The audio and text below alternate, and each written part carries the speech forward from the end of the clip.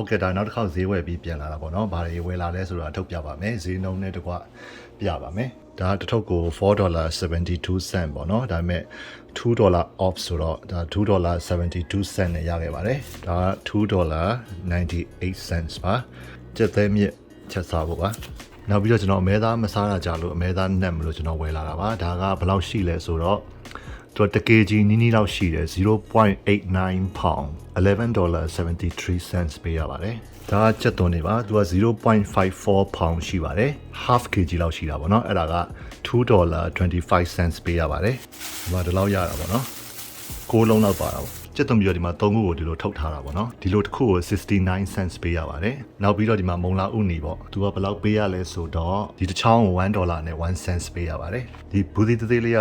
half kg လေးပါတယ်အဲ့ဒါကိုဘယ်လောက်ပေးရလဲဆိုတော့$2.30 ပေးရပါတယ်နောက်ဆုံးတစ်ခုဝယ်လာတာကတော့ဒီ yellow nectarine မှာညီမလိုတော့ဘယ်လိုခေါ်လဲမသိဘူးသူက1နေပါလေးချုပ်ပြီးဆိုရင်သူကအရန်ကောင်းပါတယ်ဒီလိုတစ်ထုပ်ကိုဘယ်လောက်ပေးရလဲဆိုတော့$4.03ပေးရပါတယ်ဒီလိုတစ်ထုပ်ထဲမှာ10လုံးပါပါတယ်အရင်ကြိုက်တဲ့အသီးတော့မဟုတ်ပါဘူးဒါပေမဲ့1နေပါလေးချုပ်ရင်စားအောင်လို့ဝယ်လာတာပါအခုအမဲသားနှက်ပါမယ်အမဲသားနှက်ဖို့အတွက်ကျွန်တော်အမဲသားတွေကိုအနေတော်လေးလီထားပါတယ်စနွေးမုန့်အနေငယ်ထည့်ပါမယ်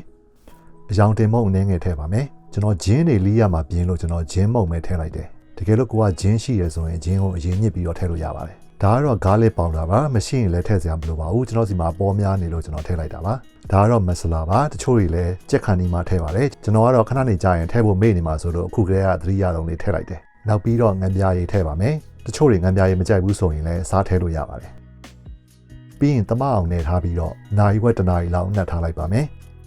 အသားနှက်ထားတော့မှကျွန်တော်ဘာတွေပြင်ဆင်ထားလဲဆိုတော့ကြက်သွန်နီရယ်ကြက်သွန်ပြူရယ်ဒါကတော့ bay leaf ပါညီမလိုကလဝေးရယ်လို့ခေါ်တယ်ထင်တယ်ဒီဘက်ကဟာပြင်းတော်သိမ်းရွက်ပါအင်္ဂလိပ်လိုသူက curry leaf လို့ခေါ်တယ်ဒါမရှိရင်လည်းထည့်စရာမလိုပါဘူးကျွန်တော်စီမှာ frozen လုပ်ထားတာတွေရှိလို့ကျွန်တော်တခါတည်းထည့်သုံးလိုက်ပါတယ်ကျွန်တော်ကဒီအမဲသားကိုတခါတည်းလုံးပြီးတော့ချက်မှာပါကြက်သွန်နီကိုတက်စီတက်ပြီးတော့မချက်တော့ဘူးဒါကြက်သွန်နီနဲ့ကြက်သွန်ပြူကိုချိတ်ဆက်နဲ့ချိတ်ထားတာ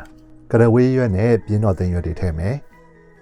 စီထည့်မယ်စီကကျွန်တော်နည်းနည်းများများလေးထည့်သုံးလိုက်တယ်ဘာလို့လဲဆိုတော့ခဏနေဒီအမဲသားနဲ့ကျွန်တော်မုန့်တီတုပ်စားမလို့ပြီးရင်ရေလဲနည်းနည်းရောမယ်အဲ့ဒါမှခဏနေတဲတဲ့ချိန်ကျရင်အိုးမကတ်ပါလေဖုံးပိတ်ပြီးတော့ကျွန်တော်ဒီအိုးကို45မိနစ်လောက် medium heat နဲ့ကျွန်တော်တည်ထားခဲ့ပါတယ်တကယ်လို့ကိုယ့်စီမှာ pressure cooker တွေရှိတယ်ဆိုရင်လည်း pressure cooker တို့ instant pot တို့နဲ့လည်းချက်လို့ရပါတယ်ကျွန်တော်ကတော့ရိုးအိုးနဲ့ပဲမီးပေါ်မှာချက်လိုက်တယ်အဲ့တော့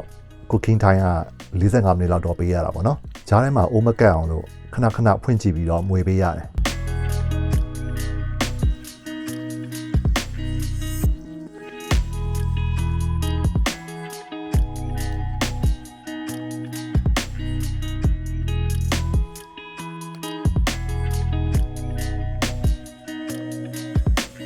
ဒီလိုစီပြန်လာပြီဆိုရင်တော့ရလောက်ပါပြီအမဲသားနူးမနူးသိအောင်လို့ကျွန်တော်အမဲသားတုံးကိုဆယ်ပြီးတော့ဇွန်းနဲ့ခွဲကြည့်လိုက်တယ်တကယ်လို့ဇွန်းနဲ့အလွယ်တကူခွဲလို့ရတယ်ဆိုရင်တော့ဒါအမဲသားနူးလို့ပေါ့နော်တကယ်လို့အမဲသားမနူးဘူးဆိုရင်စားတဲ့အခါမှာမနေဝါးနေရမှာဒီလိုနေထားလောက်ဆိုရင်တော့ရပါပြီဒီအမဲသားနဲ့ကိုကျွန်တော်ထမင်းနဲ့လည်းစားတယ်နောက်ပြီးတော့ကျွန်တော်မုန့်တီနဲ့လည်းတုပ်စားခြင်းလို့မုန့်တီတစ်ပွဲတုပ်စားလိုက်အောင်မယ်ဂေါ်ဘီနနန်နဲ့ချက်သွန်ထည့်ပါမယ်တမယာသီးညစ်ပါမယ်ပဲမုံအချက်မုံထည့်ပါမယ်ငရုတ်သီးအလော်မုံထည့်ပါမယ်ဒါကတော့ကြက်သွန်နီစီချက်နဲ့လုပ်ထားတဲ့အစီအနီပါငံပြာရည်ထည့်ပါမယ်အချိုးမုံထည့်ခြင်းလည်းထည့်လို့ရပါတယ်ပြီးရင်အမဲသား2တုံး3တုံးလောက်နဲ့အနှစ်လေးတွေပါရောထည့်ပြီးတော့သမအောင်နဲ့ပေးလိုက်ပြီဆိုရင်အမဲသားနဲ့တုပ်တဲ့နန်းကြီးတုပ်တပွဲရပါပြီဒီမဲသားနဲ့ကထမင်းနဲ့စားလဲကောင်းပါတယ်ဒါပေမဲ့မဲသားနဲ့မုံတီတုပ်မစားရတာတော်တော်ကြာလို့ခုလိုမုံတီတုပ်စားတာပါ